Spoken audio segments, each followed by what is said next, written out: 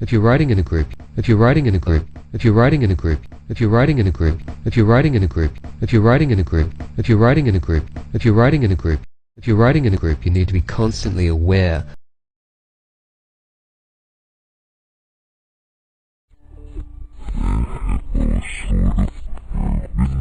signs from your fellow riders, and also keep a good self-awareness of the road and traffic conditions ahead.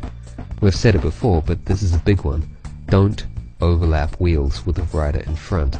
If they change their line suddenly and your front wheel hits their back wheel, it'll throw your steering out and you'll go down unless you have a very high level of skill. This will likely not affect them at all, but you can guarantee everyone behind you is going to crash into you and go down as well. And it will be your fault. So, pay attention. If you are in a group ride and you see any kind of loose riding, try and move up the group to avoid the potential hazard of an inexperienced rider. The final thing regarding group riding is the second crash syndrome. If there is a crash, an instinctual response from those ahead will be to look back. This lapse in attention can often result in a second crash in the lead group. So, if you hear something going on behind you, just keep going.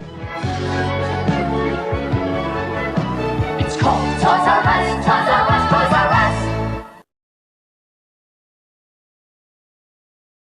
It seems heartless, but it is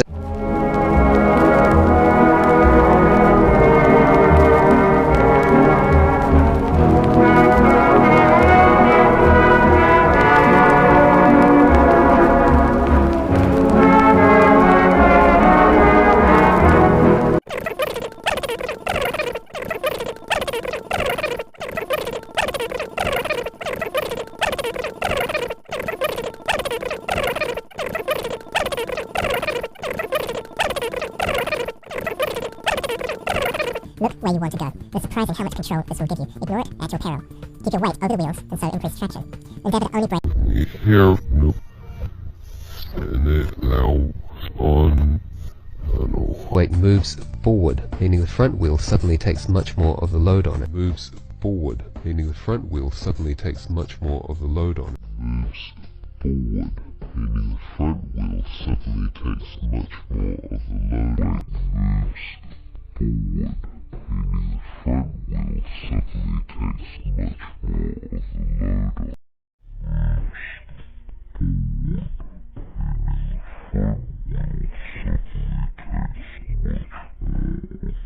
Load on it. When in a corner, this extra load can mean a lost traction, resulting in the wheel sliding out. Just a quick word on braking forces. The front brake has more stopping power.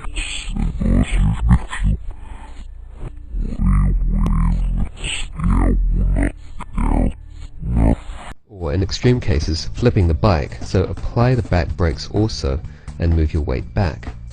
The back wheel will skid if either the back brakes have been applied too hard, in which case easing off on them will restore traction, or if the front brake is unweighting the back too much, in which case easing off the front brake should restore traction. In an emergency, pay for the front brake, 60 pay for the front brake, 60 pay for the front brake, 60 pay for the front brake, 60 pay for the front brake, 60 pay for the front brake, 60 pay for the front brake, 60 pay with this a little, so you have a good sense of the results of overbraking with both the front and back brakes.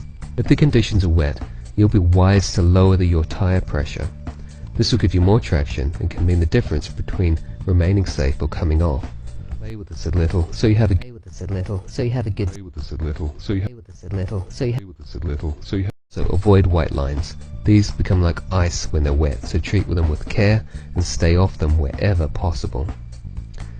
So now we'll look at minimizing damage. One of the best things to keep you from serious injury is your general training. Flexibility, balance, and a well-developed proprioception will not only give you more control on the bike, but will also allow you to react with more volition if you do go down. Making yoga, Pilates, or Feldenkrais part of your training can help hugely here. Flexibility and agility will allow you to roll, react more quickly, and give you the ability to make decisions about how you want the fall to go. We can't cover every possible crash situation here, but here are a couple of common ones. Going over the handlebars. This will happen if you hit an obstacle head-on or possibly brake too heavily. Generally, you want to keep your hands on the handlebars. Sorry, as DJ. Easy to say, in reality, tuck and roll.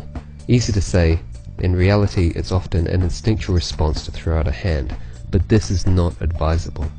I've managed to roll a bike effectively when crashing and ended up with no impact wounds or bruises, just slashes, like I've been in a knife fight, which of course is much cooler than a broken wrist, arm or collarbone.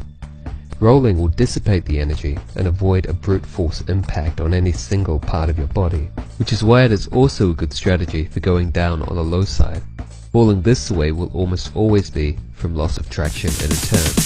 Again, don't throw out a Sorry, limb, as it will DJ. just take all the impact. If you can turn your back toward the road, you may be able to spread the impact through a roll of sorts. We need to make it clear that there's no formula to crashing. Each one is different from the next, so the advice has to be very general. Don't throw out a limb, it will just take all the impact. If you can turn your back toward the road, you may be able to spread the impact through a roll of sorts. We need to make it clear that there's no formula to crashing. Each one is different from the next, so the advice has to be very general, and that is, tuck and roll wherever possible. Okay, we hope you never need to find out if this advice helps. Stay safe and do your best to avoid crashing in the first place. See you next time. Remember to subscribe, hit the thumbs up, and leave a comment or question below, and visit cyclingsecrets.com for more advice and training DVDs. See you next time. Bye.